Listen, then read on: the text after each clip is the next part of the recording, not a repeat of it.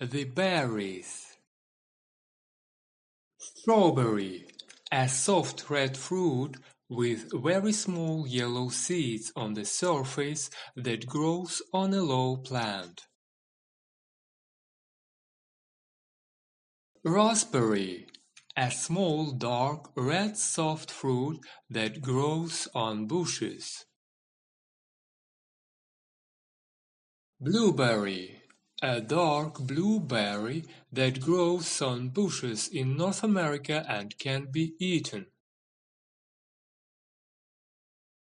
Blackberry, a small soft black fruit that grows on a bush with thorns in gardens or in the countryside.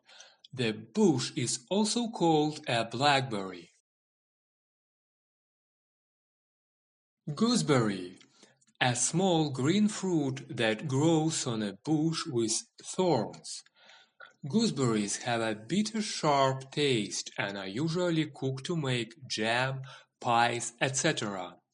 Children are sometimes told that babies come from under the gooseberry bush. Blackcurrant, a small black berry that grows in bunches on a garden bush and can be eaten. That's all for the berries. Hope you enjoy. Bye.